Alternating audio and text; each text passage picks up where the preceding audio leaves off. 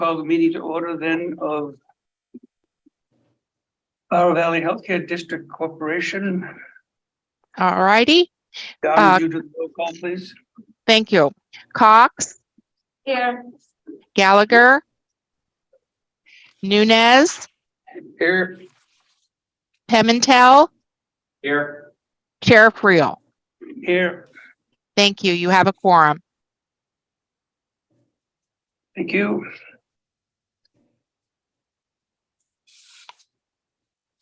We had closed session and there's nothing to report on a closed session. Okay.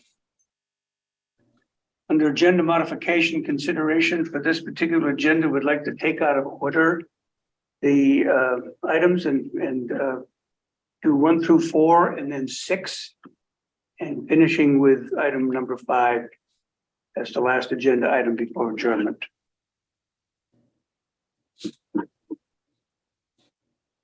Do we need a motion on that, or is it just, yeah? Yeah, do we need a motion and a vote on that? Noel? I'll motion. You can if you want, or the Okay. chair has discretion. Go ahead, Marcus, you started.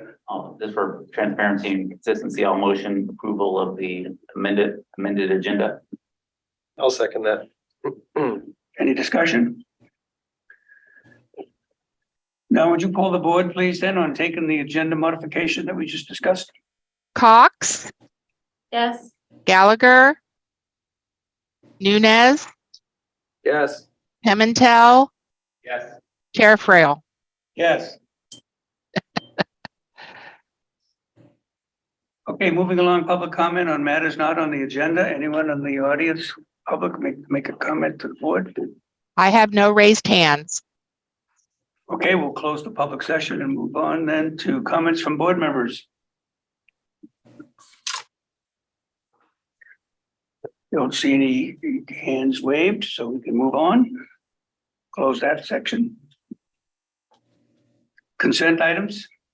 I do have a request to pull an item from the summary, item number 2, policies and policy summary. The peer review policy has been it's been requested to pull it this time. Thank you. Okay, so you that's considered poll, then we don't have to make any. So I'll move approval of the consent for item 1, acknowledging that item 2 will now be added to discussion.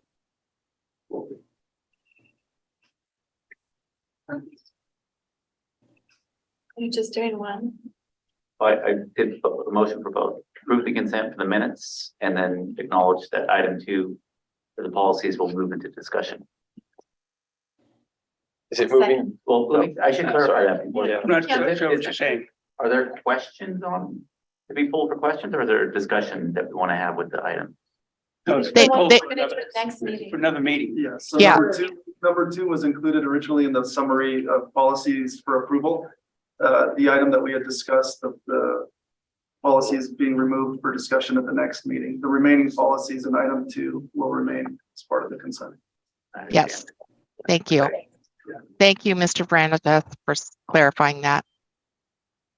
We're able to leave consent number 2 on consent, removing one of the policies that will be deferred to the next meeting. Yes. And that's staff recommendation. Yes. I'll motion staff's recommendation. I'll second. Thank you. Any Cox, discussion? oh, I'm sorry. That's guess why I was just asking if there's any discussion or comment. And Okay, no now raised it's- hand. Okay, let's go ahead and take a roll call on that one. I was on a roll, wasn't I? Cox, Yeah, you were. Yes. Gallagher, Nunez, Yes. Pimentel, Yes. and Chair Friel. Yes, Motion passes. thank you. So we'll move on to discussion. Item number 3, Chief Executive Officer Matt Covan's oral report on operational hospital activities. Matt Covan. Thank you. It's been a fun and exciting month. I'm just going to go over a few highlights. We had an unannounced Joint Commission survey for our laboratory, May 9th through the 11th. The great news is that staff did a wonderful job and we gone through, there were no significant findings. As part of that report, we will be submitting our corrective actions for the items that were discovered. And that's going to be due back to them in July. So Tracy and the team are working on that. Something to note, the surveyor, our lab director has been with us a little over 2 months. The surveyor was very complimentary of our staff as well as our director. This was our director's first Joint Commission survey. She's previously done CAP surveys, so it was new to her. Did an amazing job. So Susan Weaver, been a great addition to the team and very thrilled to have her leading that charge. On the GI recruitment side, we've talked about Dr. Luke B. We've been recruiting him. He's signed on and he'll be starting on June 12th, taking GI call coverage as well as some clinic time. So back on track with GI on a part-time basis. We're still working on others to get that service back full coverage. Previously mentioned, we did an editorial interview with the Sentinel that was published for everybody on May 1st. It's a great positive piece that was done. Thank you to Chair Friel for participating in that as well. My pleasure. Students, we've had PV and Watsonville High School students coming through the hospital and meeting with folks and having presentations. Something that we've done differently this year.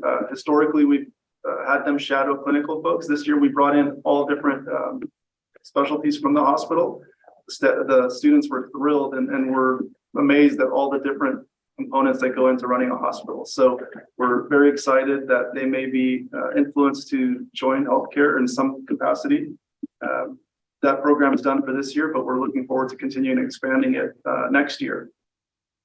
On the strategic planning front, we've continued meetings with Chartis.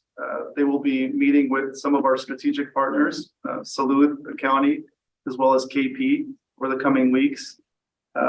There's a community partnership, focus group that'll be convened with June and Tony. Thank you, Tony, for participating in that to provide some direction to Chartis on that front.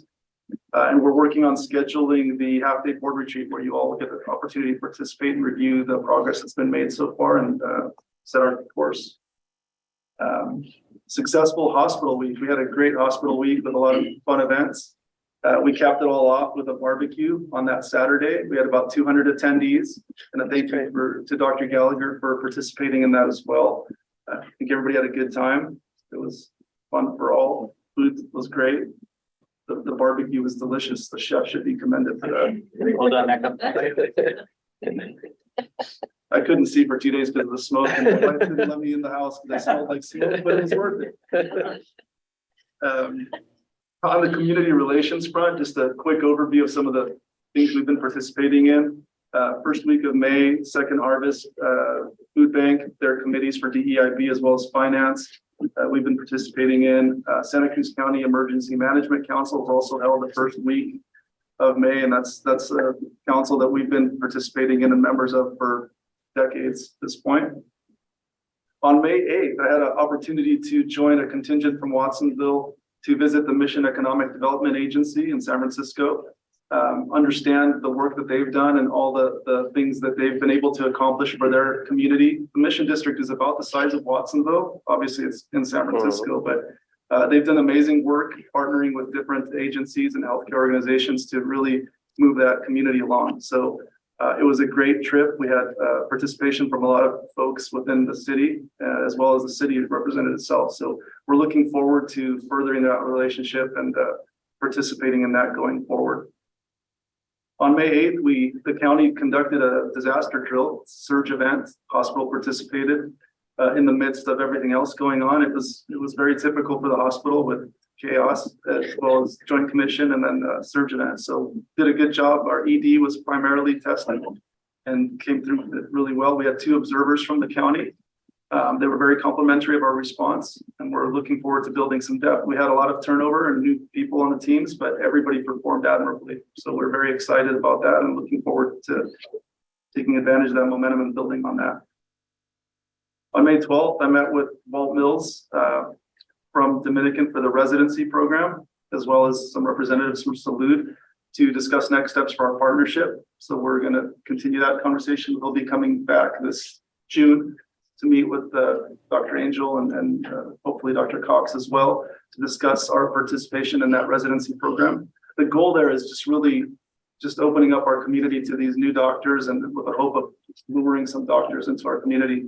How could they not come, right? Beautiful area. So we're hopeful that we can participate in that in a positive way. I'm sorry, can I ask a question in that regard? Sure. What university or what medical program are they? It's the Morehouse College. And the Dominican's the lead agency, but we're working collaboratively. Salute is part of it, Dominican as well as us. Family practice residents or Yes. family practice? There's going to be OB as well. We're going to have 8 residents, I believe, coming through, if I'm not mistaken. And what will be the duration of their rotation here? We haven't discussed that yet. But we're just going through just the foundation elements at this point. Right?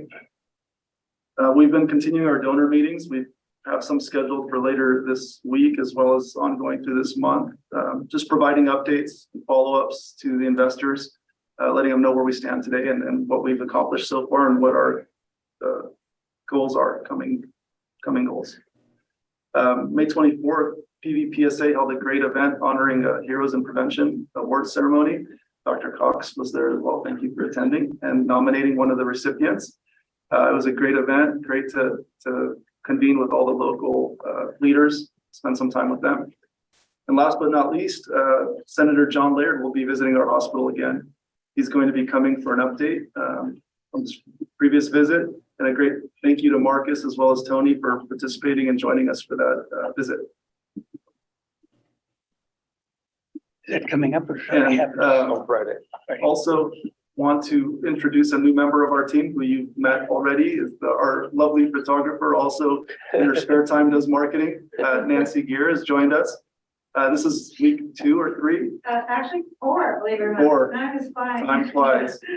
So just welcome Nancy as part of our team. She's been a great addition thus far and really continuing that trend of bringing on great, exciting, talented people. So welcome, Nancy.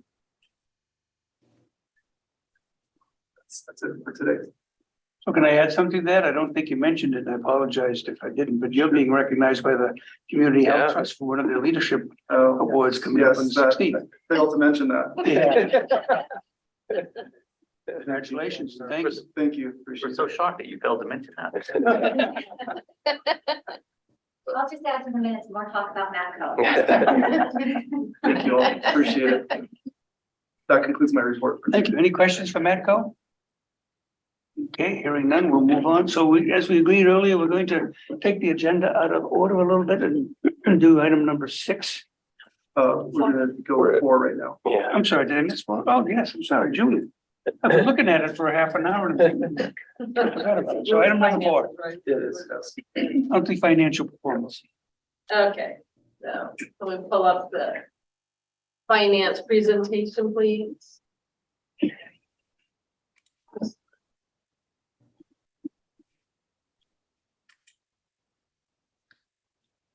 Well, I'll jump right in. Financial performance, we can go to the next slide. Where I show the rolling 3 months, and this will continue this month to be the story of lower net operating revenue. We have made significant progress on collecting our retro payments as we've gone through this contracting process. You know, March was we had this nice boost. We still continued to collect in April, but the net revenue was lower. We did some extra kind of diving into the data to just make sure we understood a little bit more, because to me, the AR felt a little bit undervalued. We use a historical lag process called zero balance analysis. And so we did look at our zero balance analysis process. We reduced the period of time of how far back you go, because as we dug into this, I said, well, how are we looking at 6 months, 12 months? What are we looking at? And we were looking at like 21 months. So we're really diluting the valuation. So we've realigned to an eight-month ZBA to kind of correspond with September 1st when the new company was formed. And we'll probably pull that out to, ultimately once we have a 12-month, then it'll become a rolling 12-month. And so in any case, I was hoping for a bigger pickup from that change. We saw some pickup, but not as much as I expected, mainly because we don't have as many accounts that have gone all the way to zero. We have lots of payments from the insurance companies, but if that account even has a $20 copay from a patient, any patient responsibility still on it, then it's not going to zero, so it's not factoring into the ZBA analysis, which is what we use to value the accounts receivable. So really the short answer to this is I think we're gonna have a little bit longer lag to seeing that net revenue improvement when you look at a percentage of charges. That being said, the rest of the expenses are generally doing pretty well. Is this just not moving forward? She's controlling it and I'm telling her. Okay, well, I'll just kind of tell you what's going on. Most of the line items look fairly consistent month over month. Salary, wages, and benefits, along with registry, is down about 150,000. It's really a story of salaries and the registry combined being down about 350,000. Benefits is up a little bit. We continue to see our benefit costs increasing, but what I'll tell you when we start to look at budget is we're still favorable because we budgeted for a benefits increase. Professional fees is up a little bit. Usually one of the driving forces of that is our anesthesia contract with LifeLink, and that can contribute to the kind of month over month changes. Supplies on track. Purchase services are down quite a bit from where they were last month. We had kind of a spike up, partially because we had some large payments, things were like Chartis. This month our legal fees were less. We have primarily finished the big portion of work with Guidehouse on payer contracting with all of our major payers. That had some significant dollars. Of course, it netted us some significant dollars in the new contracts, but we're really going to see that expense going away. And probably the biggest uptick this month that was a little bit more than true month expenses is that we had not accrued for the robot lease payments, and we needed to do a 3-month catch up this month plus this month's payment. That was about a $200,000 impact to our other line where we do equipment leases. So overall for the month, we lost almost $1.1 million EBITDA, and then add on top of that the MPT payments, and so we finished the month just shy of $1.5 million loss. If we were going to the next slide, I'd be showing you budget versus actual, and I'll just kind of go to the bottom line because most of the storyline is the same. The $1.1 million EBITDA loss was compared to a budget. I had only budgeted this month a $430,000 loss. Of course, in the prior months, I've budgeted a more significant loss than we have felt. So when we look at a year-to-date budget versus actual, we're actually $2 million favorable on the EBITDA loss from what was budgeted. So it's always hard to talk about the negatives in terms of losing money or not meeting, not breaking even. But we knew in the early stages of this year that was not the plan to break even, and so we are still exceeding plan. The things that kind of sway the budget versus actual look is things that are in our initiatives that are not yet implemented or not yet fully implemented, and the fact that our budget spread, it has some room for improvement. And so there's some things where the impact of initiative probably was a little heavier budgeted in the beginning of the year than I would have liked it to, and more, but we really realized will come out in the end. Things like the sales tax exemption that we really can't go after until we get our 501c3 designation. The Vizient contract has been signed. There's about 90 days to get that fully implemented and then to start to reap the benefits of it. We haven't gone through the new contract for ICU intensivists, and we had put some money in there for that. That's when we look at a budget versus actual, those are just some of the reasons some of the categories have larger variances. And I might, if I remember, I might start trying to show us some year-to-date budget versus actual, because the last few months I've just been showing monthlies. I think there's really nothing significant on the hospital budget because everything I talked about with the consolidated budget is really hospital expenses. If we go to the revenue highlights on the next slide, we've talked about the fact that the net revenue is below budget. This month, our volumes were down. So most of the inpatient volumes were down. We had 147 fewer patient days than budgeted. Our outpatient non-emergency visit outpatient volume was down by about 793 visits, but our ER continues to be busy. And so that actually exceeded budget by 419 visits. We're averaging about 90 visits a day right now. The story behind that is kind of interesting because the inpatient days can lead to this huge, when I'm looking at it in terms of just gross revenue charges, when you're down that many days, I'm like, oh, you know, I have a almost $7 million unfavorable to budget variance. But then the outpatient actually has a $4.6 million favorable to variance to offset it. So I do analysis behind that to look at what part of that is rate versus volume. And then to try to think about, and as we get more data and kind of figure out where we're going, you know, try to figure out what's changing in the service mix, you know, that impacts that. And this month, as I look at it, you know, having ER visits continue to remain strong while some of the other outpatient visits fell off.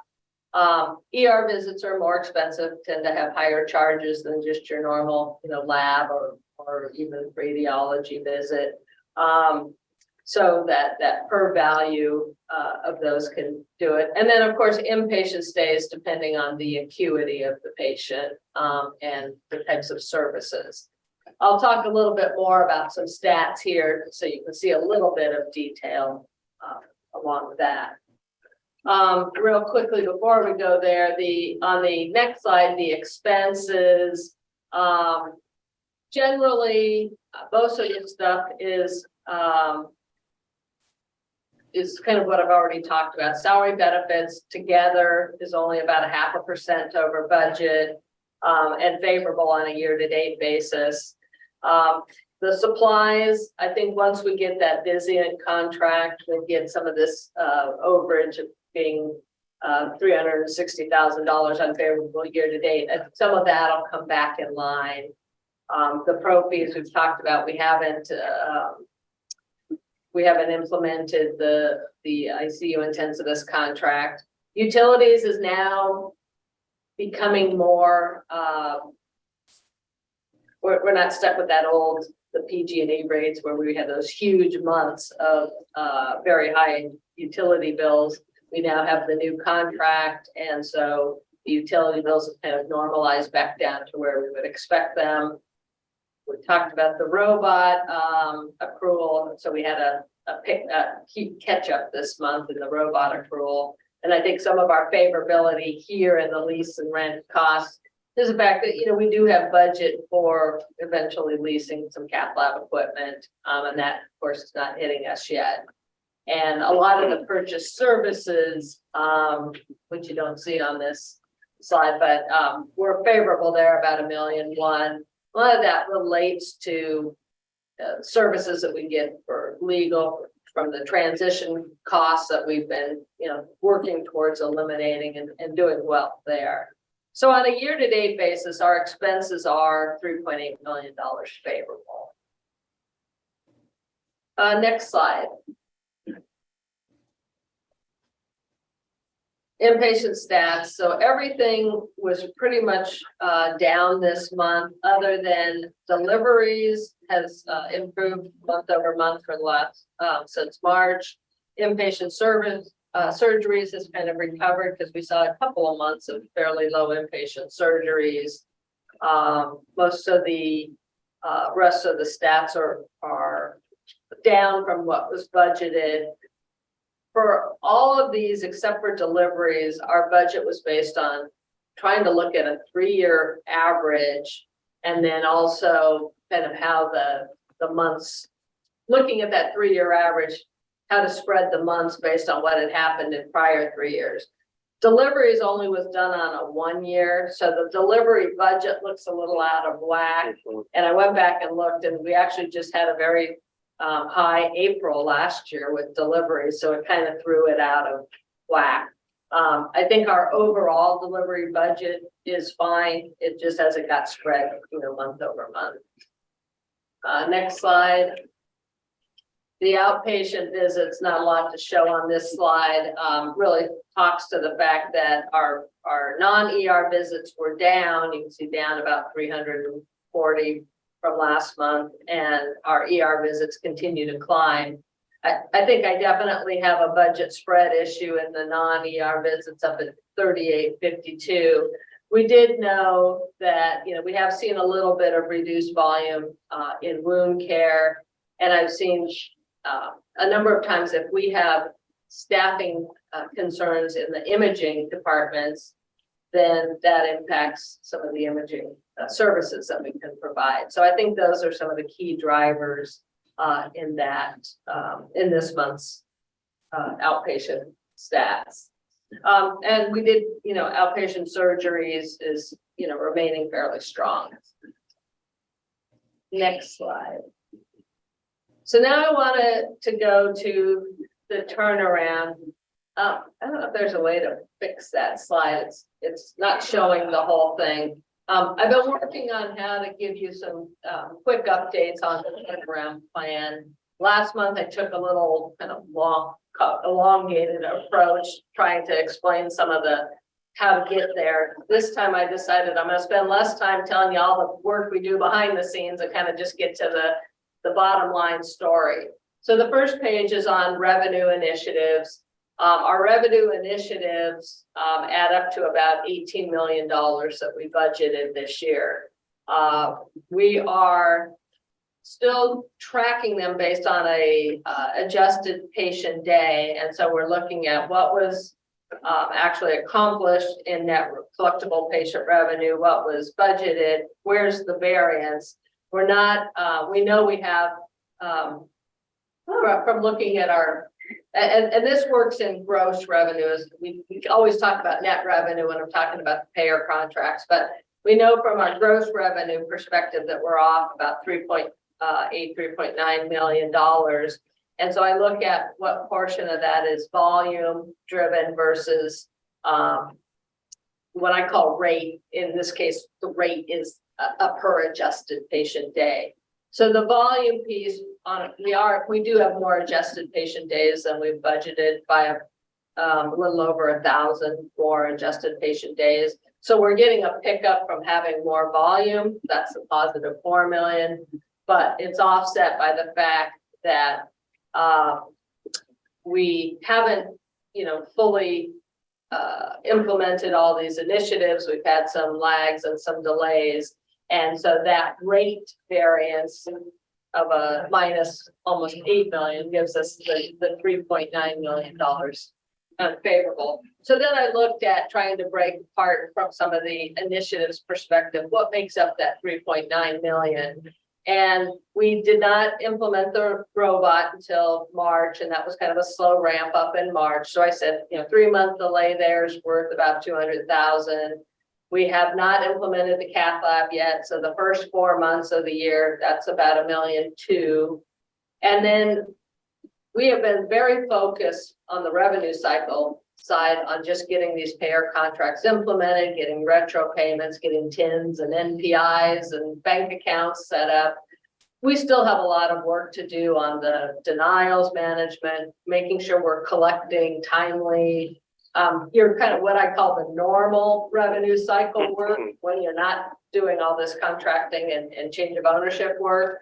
So I estimate that at about $2.5 million. And really what that is 2% of last year's net revenue, which when I look at the opportunities, I think 2% of a prior year net revenue is pretty conservative. So I think that's a storyline behind the revenue initiatives and kind of what makes up the 3.9. I think one of the things, you look at that and you kind of say, well, how are we doing as well as we are? Well, part of what helps us, besides the expense side, is that we did get a provider relief fund payment in January, the tune of about $2.4 million. That was not budgeted. I didn't know about it when I was doing the budget in the last part of December. So that goes into other net revenue, kind of below the collectible patient revenue line. So our total net revenue for the hospital is only running 1.7 million unfavorable. When you go to the next slide, and I'll work kind of backwards just for a moment to say 1.7 million unfavorable in net revenue, but 3.6 million favorable in expense is why I'm about 2 million favorable on a year-to-date basis. And this favorability is all talking in EBITDA terms. So it's not inclusive of the fact that we have to pay the MPT lease, but all the initiatives were defined as what was the EBITDA impact for the hospital. So quickly running through the expense side, we've got all of our initiatives on the left-hand side. Here again, this is where we have a higher operating budget year to date than what we've actually spent by the $3.6 million.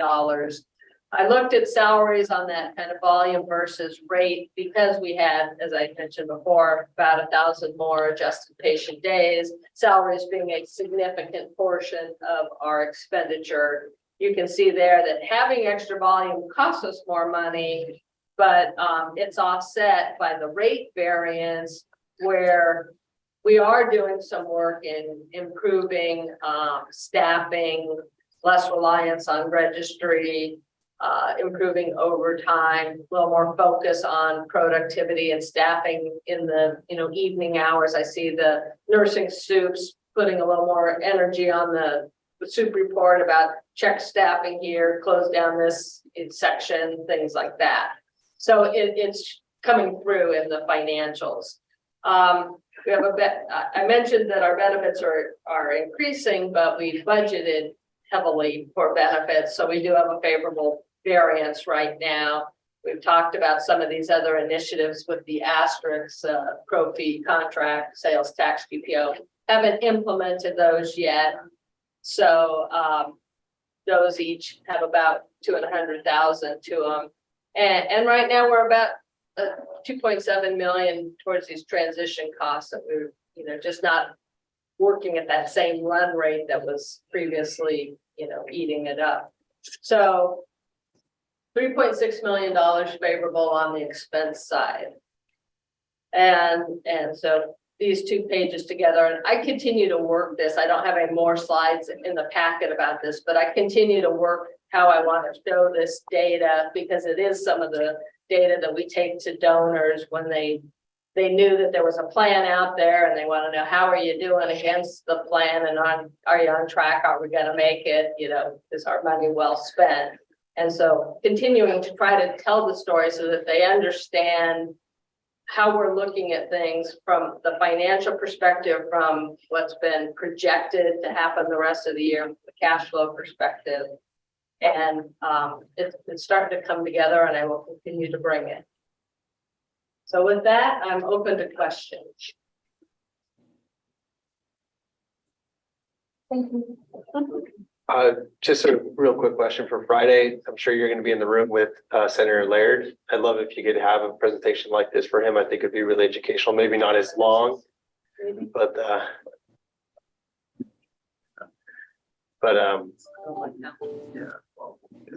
having something like this, I think would be really great, and you'll be there as well. I'll be there so I can. Yeah, you can help as well too.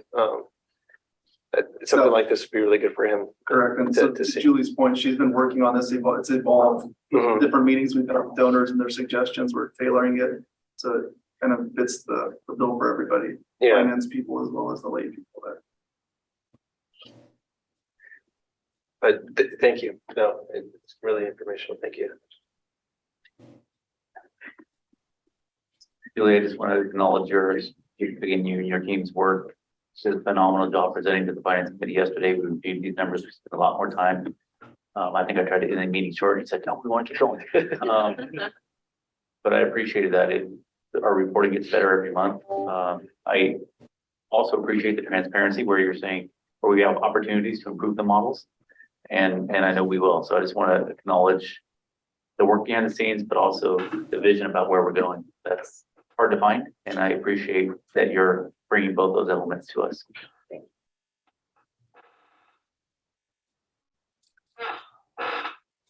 Any it's other good- questions for Julie? Thank you, Julie. Good work. Do we need to accept that finance report by vote? No, it's a receive and file, basically. Okay. Okay, so now we can move on with the agenda, and we're flipping, as we talked about earlier, to take item number 6 before item number 5, which is the Medical Executive Committee report for May 2023.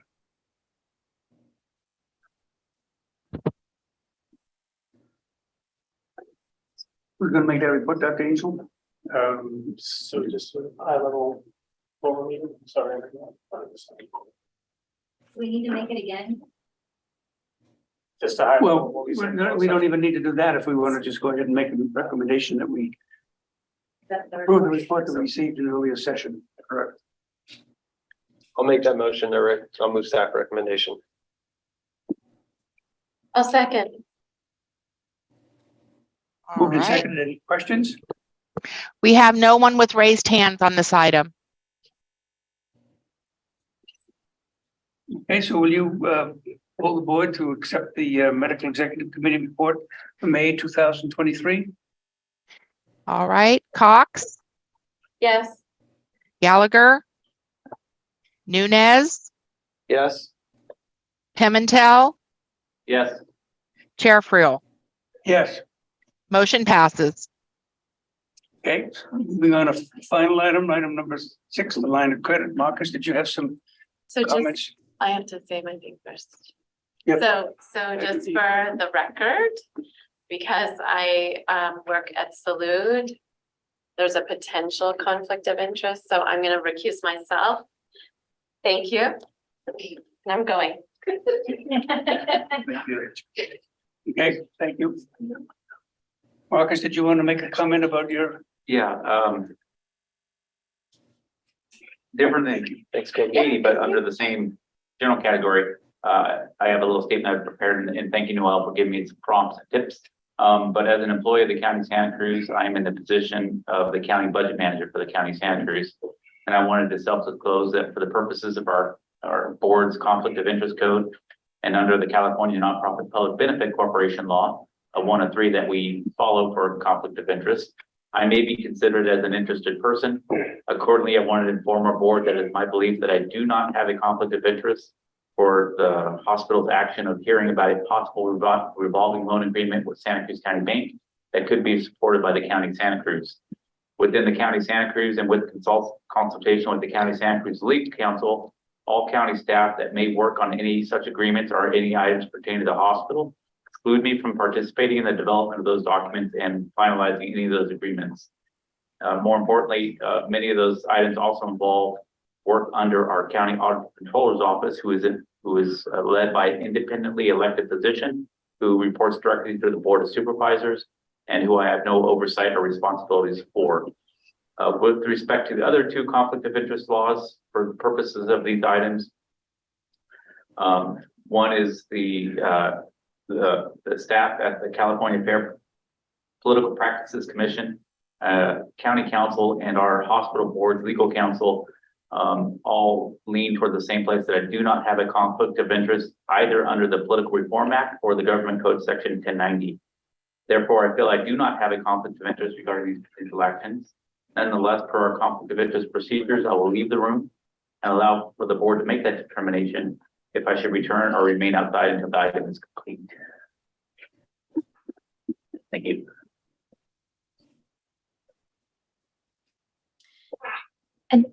So if I can just make a recommendation to the board, what you're looking at this point is the nonprofit potential for conflict. And so the things that you're going to think about is whether the arrangement that you're looking at, you're not approving it tonight, but you're getting information, is the most optimal for the hospital, that there's not a better option out there with a different vendor or different entity, and that it helps ensure the continued operations of the hospital so that it's fair and unbiased and not weighted towards Director Pimentel. Or towards him and the county of Santa Cruz, right, Noel? Correct. Right. Him as an employee of the As an county of Santa employee, Cruz. yeah. Okay. Yeah. John, just you and me. Yeah, I was gonna say, we're whittling down to two here. We're gonna get this done. What I don't- might help the board? What might help the board is some input from management on whether they think this is a good deal, whether there were other options out there.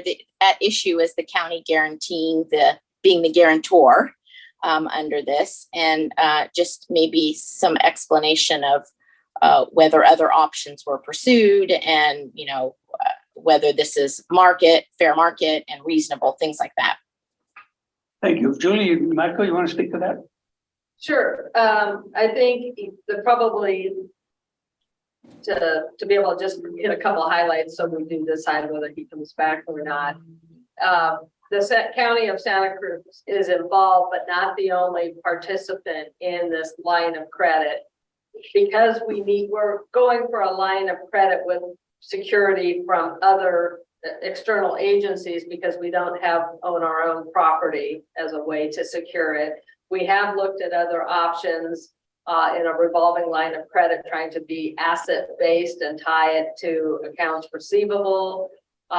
It was a very expensive option that just did not feel right. Besides that, the expense just kind of blew me away. This is a very low-cost option. The Santa Cruz County Bank has a very minimal origination fee. The interest rate is comparable with the interest rate that we would have seen in the revolver at US Prime plus 1%. There'll be some minimal legal fees just to get all the paperwork drawn up, because with multiple entities, you have to have an intercreditor agreement. But I do believe this is the most reasonably priced way to achieve this. And I kind of call this the friends of the hospital wanting to come together and participate in something, with an understanding of what our financial position is. Good. Okay, so we'd like Marcus to participate in this decision. We actually need him to. Yeah, to have a forum, yeah. Well, and Today. there's no decision today. It's just informational Right. today. Right. Right. So this was really to determine whether he could be even part of A the part of deliberative the- process. Mhm. Mhm. So I think we've agreed that he can be. Yes, sounds like it.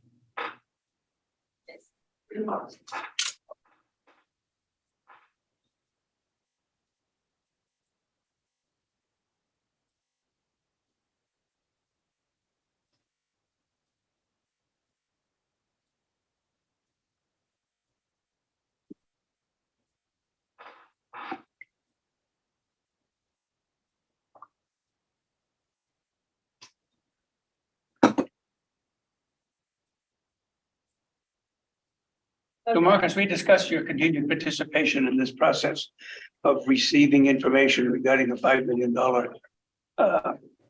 commercial line of credit. So we appreciate your ongoing input, so. Thank you. Okay. So, to take it from the top, we are seeking to get a $5 million commercial revolving line of credit from Santa Cruz County Bank. We needed external agencies to help us secure the line of credit. And so we've been working with multiple agencies, the county being one. We are at the stage where each of the multiple agencies are kind of off getting their own approvals to proceed with us. We've had enough initial conversations and it's, been vetted, but needs formal approvals, much like we will be coming back next month to, hopefully to get the formal approval of sealing the deal and signing off on paperwork. But we have agencies that are willing to, in a combined basis, put up $5 million to basically be a co-signers for us, so that if we were not to pay our bill, they would pay for it. Now, the idea behind this line of credit is we just want to have some extra money in the bank, so we're not sweating it out on a low collections month. We've talked about the fact that going through these payer negotiations and contracts, there's been some delays. We've got the contracts implemented, but we're still changing TINs and MPIs, and every time before we kind of sign on the dotted line that we're willing to change it, we're trying to be sure there's not going to be any cash delays, because we really can't afford those. So this will be money that will be not spent unless we absolutely feel we need to get it. And being a revolving line of credit, we might only take 500,000, pay it back, have it available to us again. This is short term. This is a 1-year term that we're seeking. The interest rate would be US prime plus 1% margin, origination fee of $1,000 plus the third party fees, which are typically the legal fees to do the paperwork for the intercreditor agreements, because they're all having to kind of agree that, they're partnering with each other, and kind of the order of how any missed payments by us would be handled by them. Be some reporting that we do to the bank, to give them our financials and, just show them how our balance sheet is doing. Probably the hardest part for us is really whenever you enter into any types of these agreements, you have to notify anybody else who might have some kind of party arrangement. And since we have the Packard loan, we need to make sure we have provisions in there at what point we might need to notify them. This in itself would not be a notification criteria, but as we do other things and potentially seek other funding sources, you have to start notifying each other of everything that's going on. And so that is on our radar so that we keep track of that. At this point, we want to share the information, answer questions, basically so that we know we have a go forward strategy from the board's perspective. As I mentioned, all the external partners are getting their own board approvals to proceed. And so when we think we have the yes, keep continue going forward, the bank will start to truly underwrite this. We've had enough preliminary conversations that they have to go through their underwriting procedures and invest the external legal group that they're using for this paperwork. That's when we would start to incur a few fees. So we wanted to make sure that this board was supportive of moving forward. Questions? Are you at liberty of saying who the other parties are other than the county and the salute at this moment, or not yet? I think I can say, we're working with the community foundation trust, isn't that right? The community foundation. Yeah, I get the names. And some of the donors within that group. Like you say, friends of the hospital. Friends of the hospital. That have previously been friends of the hospital and will continue to be friends. Good. And I think we should, when we talk about friends of the hospital, even though they're not a necessarily a financial donor. I just think the role that Santa Cruz County Bank has played has been very, favorable to us in terms of helping put this group together, give us reasonable pricing, and just continue to support us in helping find some of those partners and bring them to the table. It's been a great demonstration of, again, staff effort on our part, despite all the other work you all have. Plus working with the local bank who cares, who is passionate and wants to help make this happen. I appreciate all the effort. I appreciate the effort of all the players behind the scenes. I know you guys have been having a lot of meetings, but you've done a really nice job preparing us for, cash flow challenges that we know are real. As we talked about in the finance committee, staff is also exploring the new loans that signed by the governor that put into play $150 million in California for hospital districts like ours who are experiencing challenges or to closure or trying to recover from closures. That can be said of us because we have services we need to bring back. And when staff was looked at the criteria, we rank really high. So while there's only 150 million across a lot of payers, hopefully we can get 3, 4, 5 percentage points of that 150 million. And that would satisfy us. We wouldn't need this higher interest variable loan, and we can get a 0% loan. So I'm really excited about that as well. So I don't know how you're finding the time, but I appreciate that you're doing a lot of great work right now, in addition to a lot of daytime work. So just thank you for all the help in preparing us for what's possible. Yeah, and I didn't mean to cut you off, John, or anything, but to the question that we were discussing as Marcus left is what would there be another favorable loan out there like this? I don't think so, just because of the way that this thing has come together and the partners that are a part of this. I think friends of the hospital, really. And as you said, Santa Cruz County Bank has done an incredible job herding cats, as all of you guys have done as well too, and getting people to continue to buy into this hospital. And I think Madco said it before we kicked off this meeting, just the amount of support that we have across the county for this hospital and for the Colorado Valley and Watsonville now, it's dating back to, when we first started this whole thing. It's just incredible. So just thank you for your work.